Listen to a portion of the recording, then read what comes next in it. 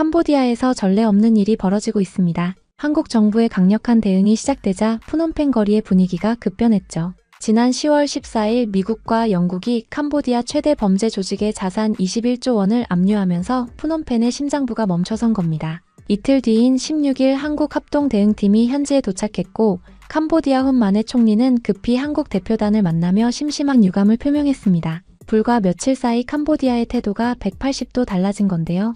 태국 아마린 TV는 한국의 공세가 결실을 맺었다고 보도하며 캄보디아가 항복했다고 표현했죠. 도대체 캄보디아에서 무슨 일이 벌어진 걸까요?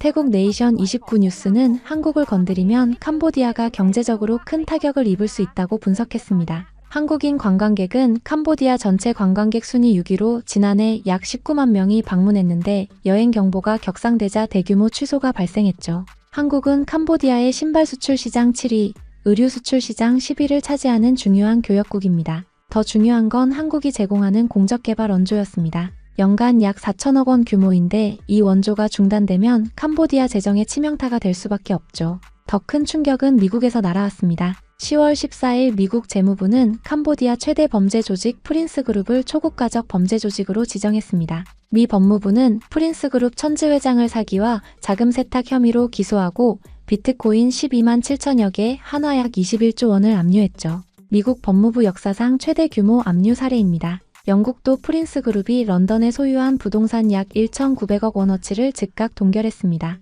이베트 쿠퍼 영국 외무장관은 이런 끔찍한 스캠 센터의 배후 인물들이 취약한 사람들을 착취하고 그 돈으로 런던 주택을 사들이고 있었다며 영국 금융체계 접근을 전면 차단했다고 밝혔죠. 캄보디아 경제의 생명줄이 잘리기 시작한 겁니다. 국내 은행들도 즉각 움직였습니다. KB국민, 신한, 우리, IM뱅크, 전북은행 등 5개 은행은 캄보디아 법인이 프린스그룹과 거래해온 약 912억 원을 동결했죠. 제재 대상과 거래하는 다른 나라도 제재하는 세컨더리 보이콧을 우려한 선제 조치였습니다. 금융정보분석원은 프린스그룹을 포함한 캄보디아 범죄 조직에 대한 금융 제재를 본격 검토하기 시작했습니다. 한국의 강경 대응에 캄보디아는 결국 무릎을 꿇었습니다. 훈 마네 총리가 직접 한국 대표단을 만나 심심한 유감을 표명했죠. 캄보디아는 한국인 보호를 위해 더욱 노력하겠다고 약속했고 도주 중인 용의자 체포에 나서겠다고 밝혔습니다. 캄보디아 경찰은 한국인 59명을 추방하겠다고 발표했고 10월 18일 64명의 한국인이 전세기로 송환됐습니다. 단일 국가 기준 역대 최대 규모의 송환 작전이었죠. 태국 워크포인트 TV는 한국 지도자는 참지 않았다며 캄보디아에 있는 자국민들을 신속히 구출하라는 명령을 내렸다고 보도했습니다. 태국 네티즌들은 드디어 이 순간을 오랫동안 기대해왔다며 한국은 정말 최고라고 반응했죠. 한국 대응팀이 캄보디아 공항에 도착하는 장면이 현지 방송에 생중계됐는데 주먹을 쥔 채 굳건한 표정으로 걸어가는 모습이 포착됐습니다. 태국 네티즌들은 한국 진짜 제대로 하네, 무섭게 만든다며 존경심을 표했죠. 캄보디아의 급격한 태도 변화에는 또 다른 이유가 있었습니다. 한국 이재명 대통령이 태국 총리와 첫 통화를 가졌던 겁니다. 태국 PPTV는 한국 대통령과 태국 총리의 첫 통화에 기쁨을 표하며 태국이 한국 전쟁에 참전했던 사실을 잊지 않고 있음을 확인했다고 보도했죠. 태국 TNN 뉴스는 태국 총리가 한국 대통령과 통화해 캄보디아 사기 범죄 퇴치에 협력할 준비가 되어 있음을 확인했다고 전했습니다. 태국 외교부는 한국과 함께 작전에 참여할 팀을 파견할 가능성이 있다고 밝혔죠.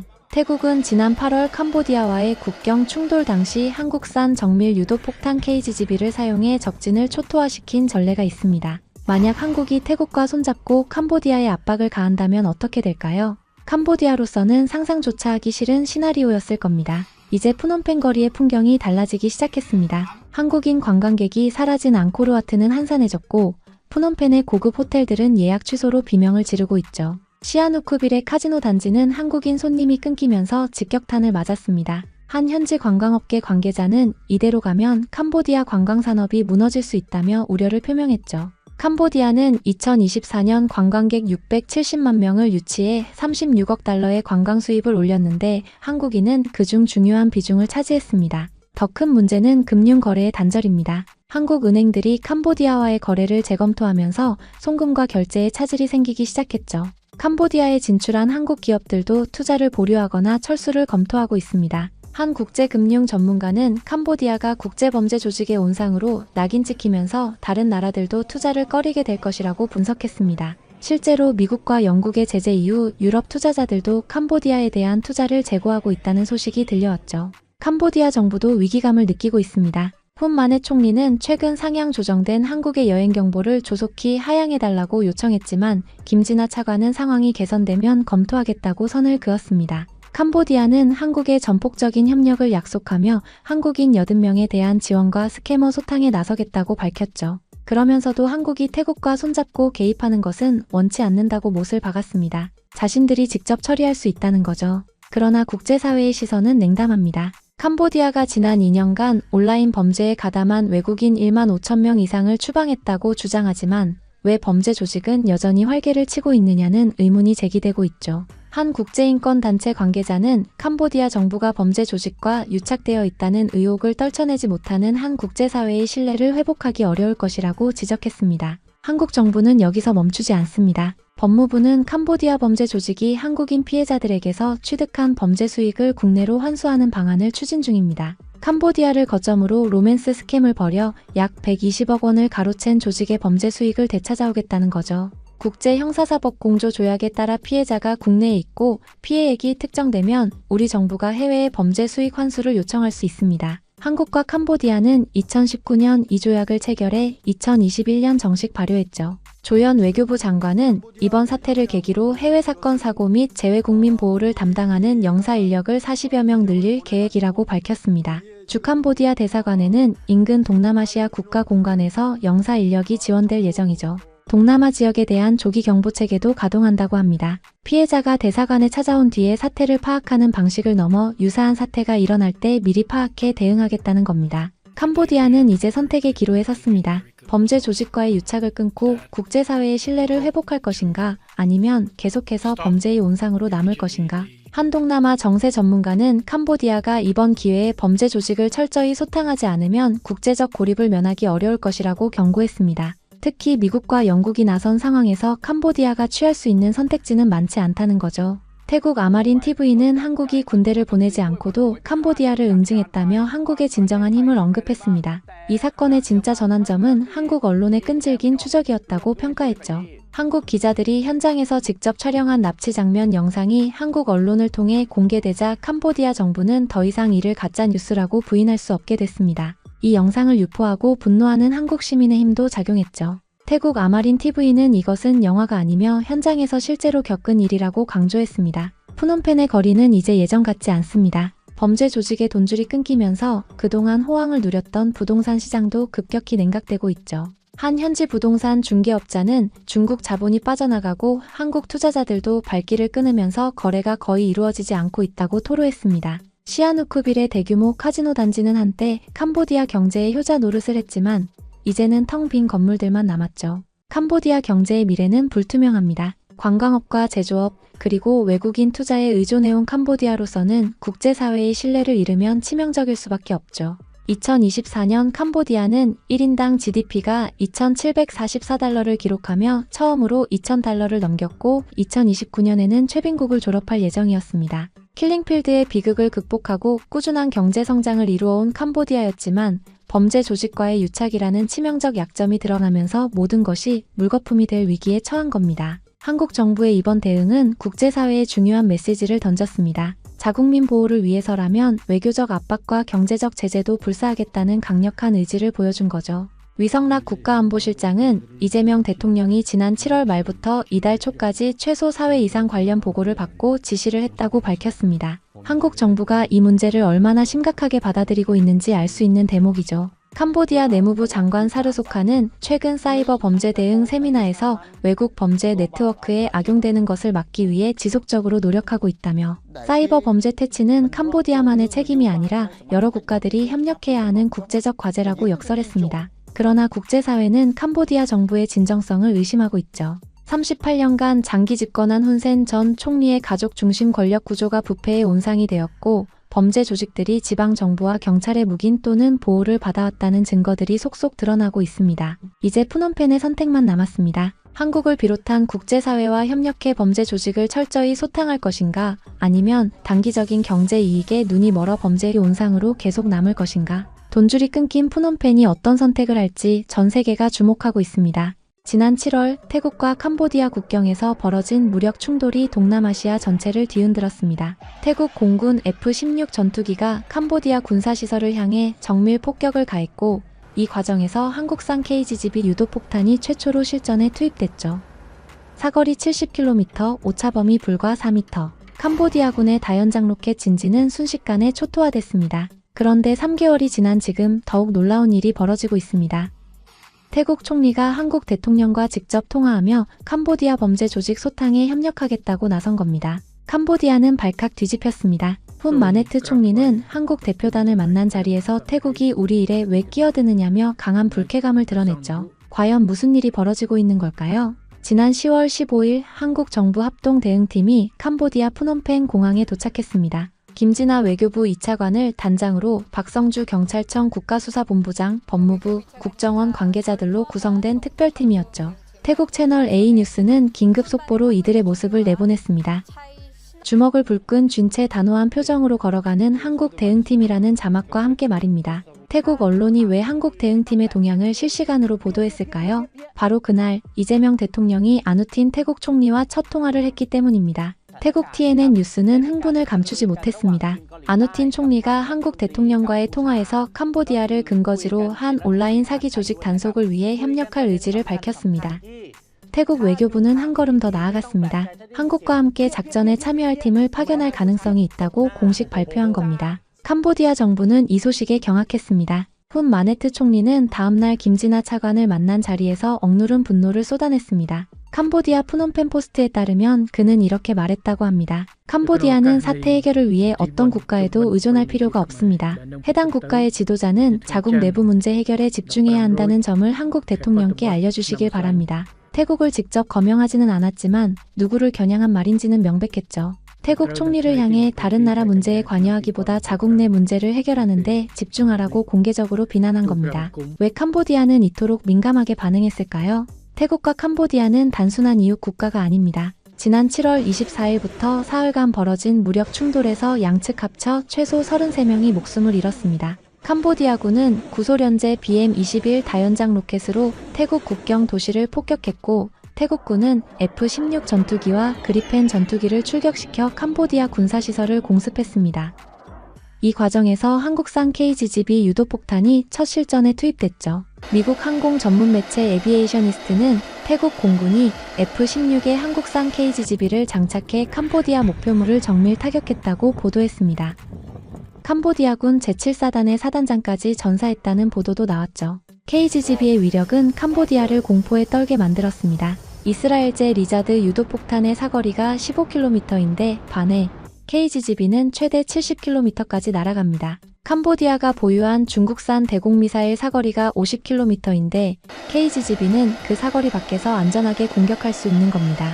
게다가 날아가는 중에도 목표를 바꿀 수 있고 산악 지형 뒤에 숨은 표적도 우회해서 타격할 수 있죠. 일본 군사 전문 채널에서는 100km 밖에서 공격해 오차가 몇 미터라니 놀라울 따름이라고 평가했습니다. 더 충격적인 사건이 터졌습니다. 지난 8월 초 캄보디아 크메르타임스는 폭탄 발언을 쏟아냈습니다. 신뢰할 만한 외국 정보기관 정보에 따르면 태국군이 한국산 KGB를 장착한 경공격기로 훈센 전 총리와 훈 마네트 총리를 제거할 계획을 세웠다는 겁니다. 더 구체적인 내용도 있었습니다. 태국군은 AT-6TH 경공격기 8대와 KGB 200발을 확보했으며 훈센 부자의 거주지 좌표에 대한 내부 정보를 기다리고 있다고 보도했죠. 태국 정부는 즉각 강력히 부인했습니다. 마리 태국 외교부 장관은 근거 없고 혐오스러운 주장이라며 가짜 뉴스라고 일축했습니다. 하지만 캄보디아의 공포는 현실이었습니다. 한국산 무기의 정밀도가 입증된 이상 언제든 참수 작전이 가능하다는 두려움이 캄보디아 지도부를 짓눌렀던 겁니다. 바로 이 순간 한국이 캄보디아 내 한국인 납치 사건에 강경 대응에 나섰습니다. 올해 8월까지 캄보디아 내 한국인 납치 신고가 330건으로 급증했죠.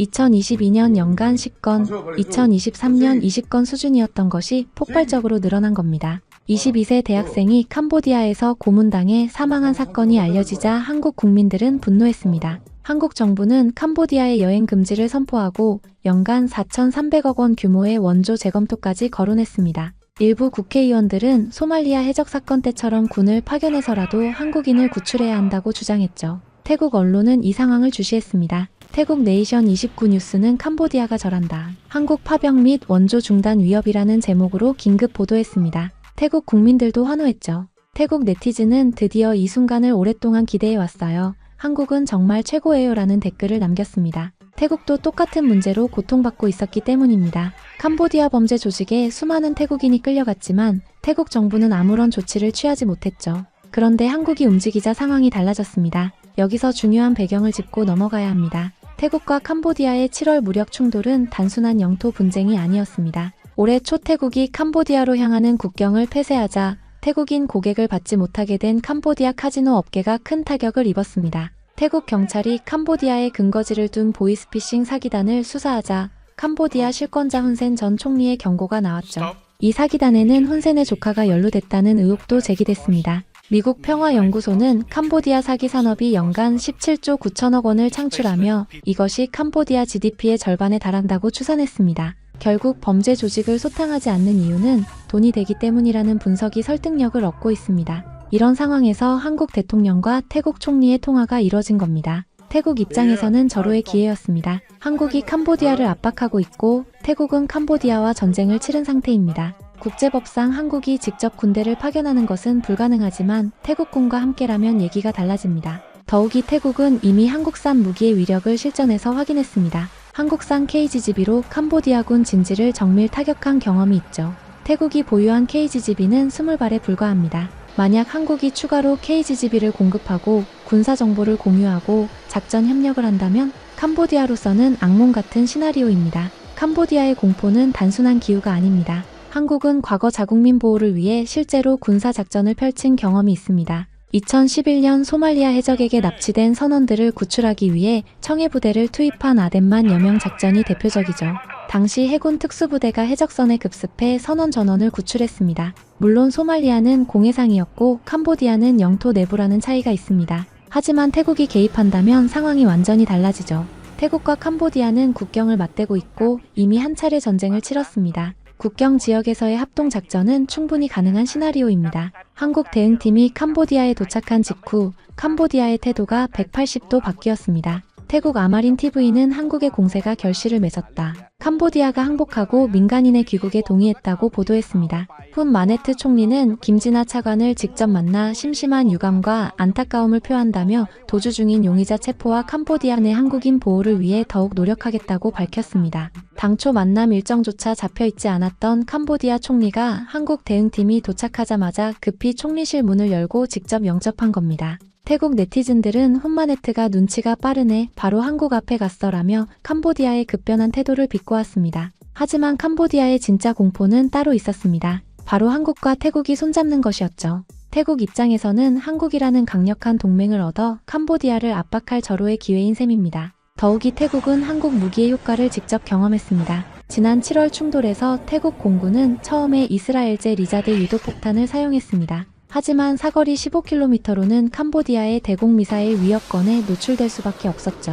위기 상황에서 태국 공군은 사거리 70km의 KGGB를 사용했고 적의 방공망 사거리 밖에서 안전하게 목표물을 정밀 타격하는 데 성공했습니다. 이 사건 이후 한국산 무기에 대한 태국의 신뢰는 급상승했습니다. FA-50을 도입한 폴란드, 말레이시아, 필리핀 등에서도 KGGB를 패키지로 구입하려는 움직임이 나타났죠. 한국의 강경 대응은 단순히 외교적 압박에 그치지 않았습니다. 태국 아마린 TV는 한국의 대응을 극찬했습니다. 한국은 군대를 보내지 않고도 캄보디아를 굴복시켰습니다. 외교적 압박, 언론의 진실 추적, 국제 여론 형성, 그리고 동맹국과의 전략적 협력이라는 다층적 접근이 만들어낸 결과입니다. 한 동남아 안보 전문가는 한국이 보여준 것은 21세기형 국민보호 전략의 모델이라며 군사력 투입 없이도 외교, 경제, 정보, 동맹 협력을 통해 목표를 달성할 수 있음을 증명했다고 평가했습니다. 태국 네티즌들은 이 상황을 지켜보며 부러움과 기대를 숨기지 않습니다. 한국처럼 사람들의 삶의 소중함을 알아주고 관심을 가져주기를 바란다는 댓글이 쏟아졌습니다. 과연 캄보디아는 어떤 선택을 할까요? 그리고 한국과 태국의 협력은 어디까지 갈까요? 지금 동남아시아에서는 새로운 외교 전쟁이 펼쳐지고 있습니다. 캄보디아에서 벌어지고 있는 상황 정말 극적입니다. 불과 한 달 전만 해도 한국 국민들에게 똑바로 교육이나 시키라며 적반하장식 태도를 보이던 캄보디아 훈 마넷 총리가 지금은 완전히 달라졌죠. 한국의 모든 것을 맞추겠다며 심지어 헌법 개정까지 검토하겠다고 나섰습니다. 도대체 캄보디아에 무슨 일이 벌어진 걸까요? 오늘은 한국의 참교육이 만들어낸 놀라운 결과를 자세히 살펴보겠습니다. 먼저 캄보디아가 얼마나 심각한 위기에 처했는지부터 보시죠. 한국 정부가 본격적으로 대응에 나서자 캄보디아 경제의 심장부가 흔들리기 시작했습니다. 10월 17일 캄보디아 최대 범죄 조직의 배후로 지목된 프린스그룹 소유의 프린스은행에서 대규모 뱅크런이 터졌습니다. 미국과 영국이 프린스그룹을 초국가적 범죄 조직으로 지정하고 회장 천지를 기소하면서 불안감이 폭발한 겁니다. 푸놈펜의 은행 지점마다 아침부터 예금을 찾으려는 사람들이 몰렸고 일부 지점에서는 유동성 부족으로 예금 지급을 중단하는 사태까지 벌어졌습니다. 약 21조 원 상당의 비트코인이 미국 법무부에 의해 압류되었고 캄보디아 금융 시스템 전체가 위기에 빠졌습니다. 한 경제 전문가는 이번 사태가 프린스은행을 넘어 캄보디아 금융 시스템 전반의 위기로 번질 수 있다고 경고했죠. 하지만 캄보디아의 악몽은 여기서 끝이 아니었습니다. 설상가상으로 적대국인 태국과의 무력 충돌이 본격화된 겁니다. 7월 24일부터 캄보디아와 태국 국경에서 전투기와 다연장 로켓포까지 동원된 대규모 교전이 벌어졌습니다. 태국 F-16 전투기가 한국산 KGB 정밀 유도폭탄을 장착하고 출격했고 양측에서 수십 명의 사상자가 발생했습니다. 태국은 지난 충돌에서 한국산 무기의 위력을 경험했기에 이번에도 한국제 무기에 크게 의존했죠. 캄보디아로서는 한국산 무기가 자신들을 겨냥하고 있다는 사실이 큰 부담이었을 겁니다. 30만 명 이상의 주민들이 대피하고 양국의 국경이 완전히 봉쇄되면서 캄보디아 경제는 더욱 궁지에 몰렸습니다. 여기에 한국의 경제적 압박이 본격화되면서 캄보디아는 완전히 무너지기 시작했습니다. 한국 관광객들의 대규모 예약 취소가 이어졌고 연간 19만 명에 달하던 한국인 관광객이 사실상 증발했습니다. 한국 정부는 캄보디아에 대한 연간 4,300억 원 규모의 공적개발 원조 재검토에 들어갔죠. 이는 캄보디아가 받는 원조 중 가장 큰 규모이자 가장 빠르게 증가하던 지원이었습니다. 국내 은행들도 캄보디아 현지 법인의 프린스그룹 예치금 약 912억 원을 일제히 동결했습니다. 국민은행, 신한은행, 우리은행, 전북은행 등이 참여한 이 조치는 캄보디아 금융계에 큰 충격을 줬죠. 그리고 결정타가 있었습니다. 한국 대통령이 태국 총리와 전화통화를 한 겁니다. 이 통화에서 양국은 캄보디아 범죄 조직 퇴치를 위한 협력을 논의했습니다. 태국 외교부는 한국과 함께 작전에 참여할 팀을 파견할 가능성이 있다고 밝혔죠. 캄보디아 입장에서는 최악의 시나리오였습니다. 적대국인 태국이 세계 5위 군사강국 한국과 손을 잡는다면 게다가 태국은 이미 한국산 무기의 위력을 잘 알고 있었고 추가 도입을 검토 중이었습니다. 태국 매체들은 한국군이 두 방향으로만 이동해도 크메르 측은 전멸할 것이라고 보도하며 흥분을 감추지 못했습니다. 이 모든 압박이 동시다발적으로 가해지자 캄보디아 훈 마넷 총리의 태도가 180도 바뀌었습니다. 10월 16일 캄보디아 총리는 한국 대표단과의 회담에서 깊은 유감과 안타까움을 표명했습니다. 앞으로 도주 중인 용의자 체포와 캄보디아 내 한국인 보호를 위해 더욱 노력하겠다고 약속했죠. 회담 장면을 본 태국 네티즌들은 훈마넷 눈치가 빠르네 바로 한국 갔어라며 놀라워했습니다. 더 놀라운 것은 캄보디아 정부의 구체적인 후속 조치였습니다. 사르소카 캄보디아 내무장관은 지난 2년간 온라인 범죄에 가담한 외국인 1만 5천 명 이상을 추방했다고 밝혔습니다. 최근 4개월 동안만 75명의 주범과 수백 명의 공범을 기소했고 3,400명의 용의자를 체포했습니다.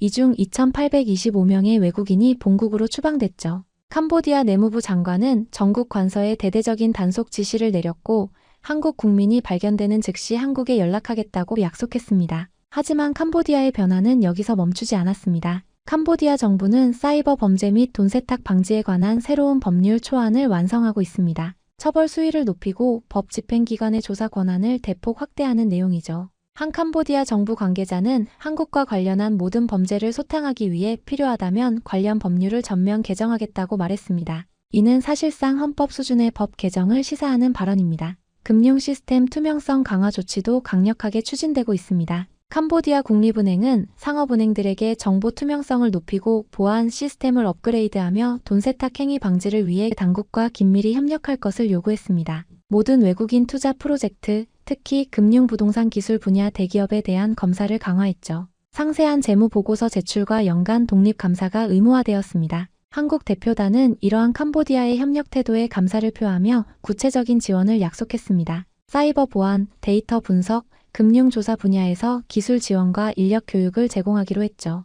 양국은 향후 발생하는 모든 문제를 신속하게 처리하기 위해 양국 경찰 간 상시 연락 채널을 구축하기로 합의했습니다. 캄보디아는 한국 측에 모든 것을 전폭적으로 편의를 제공하겠다고 약속했습니다. 한국인 80명에 대한 지원과 스캐머 소탕에 대해 걱정하지 말라고 했죠. 흥미로운 점은 캄보디아가 태국의 개입만은 막으려 했다는 겁니다. 캄보디아 총리는 스캐머 소탕 작전 자체는 우리가 할 수 있으니 한국이 태국과 손잡고 개입하는 것은 원치 않는다고 요청했습니다. 한국과의 협력은 받아들이지만 적대국 태국의 영향력이 커지는 것은 막고 싶었던 거죠. 훈 마네 총리는 회담 후 긴 글을 게시하며 특정 국가가 대신 이 문제를 처리해줄 필요가 없으며 캄보디아 스스로 처리할 수 있다고 강조했습니다. 태국을 직접 언급하지는 않았지만 누구를 겨냥한 발언인지는 명백했죠. 태국 매체들은 이 모든 상황을 실시간으로 보도하며 열광했습니다. 태국 아마린 TV는 한국의 공세가 결실을 맺었다. 캄보디아가 항복하고 민간인의 귀국에 동의했다고 보도했습니다. 한 아시아 전문가는 한국이 군대를 보내지 않고도 캄보디아를 응징했다며 한국의 진정한 힘을 언급했죠.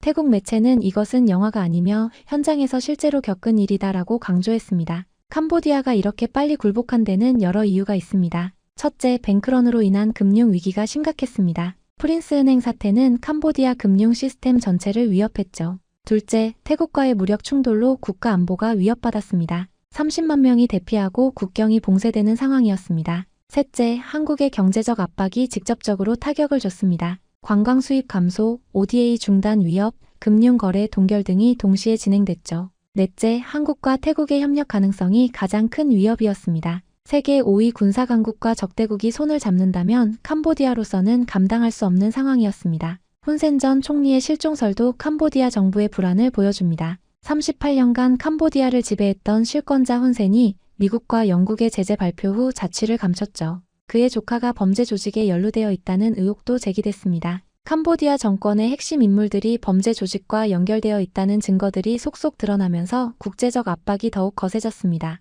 결국 캄보디아는 완전히 무릎을 꿇었습니다. 한국인 64명을 송환했고 추가로 10명을 체포했으며 감금되었던 2명을 구출했습니다. 캄보디아 경제재정부 대변인은 우리도 첨단 범죄의 피해자이지만 이 도전을 더 강력한 시스템을 구축할 기회로 바꿀 것이라고 선언했습니다. 몇 달간의 위기 직면 후 캄보디아는 점차 안정을 되찾고 있으며 주요 은행들은 정상적인 운영을 재개했습니다. 한국 언론의 끈질긴 추적도 결정적인 역할을 했습니다. KBS 기자들이 현장에서 직접 촬영한 납치 장면 영상이 공개되자 캄보디아 정부는 더 이상 이를 가짜 뉴스라고 부인할 수 없었죠. 태국 매체는 끝까지 취재하는 한국 언론의 힘은 믿기 어려울 정도라고 평가했습니다. 이 영상을 유포하고 분노하는 한국 시민의 힘도 작용했고요. 캄보디아 사태를 통해 한국의 국제적 위상이 얼마나 높아졌는지 확인할 수 있습니다. 경제력, 군사력, 외교력, 그리고 시민의 힘이 결합되어 만들어낸 결과죠. 훈 마네 캄보디아 총리는 캄보디아는 한국 및 다른 동남아시아 국가들과 계속 긴밀히 협력하여 초국가적 범죄를 소탕하고 국제사회의 안전을 보장할 것이라고 확인했습니다. 불과 며칠 전 한국에서 교육부터 하라던 그가 지금은 한국의 모든 것에 적극 지원하겠다고 말하고 있습니다. 이것이 바로 한국의 참교육입니다. 무력을 사용하지 않고도 경제적 압박과 외교적 고립 그리고 국제협력을 통해 캄보디아의 태도를 완전히 바꿔놓았죠. 캄보디아는 이제 헌법까지 개정하면서 한국과의 협력을 최우선으로 하겠다고 나섰습니다. 한국을 얕잡아 본 대가가 얼마나 컸는지 뼈저리게 깨달은 겁니다.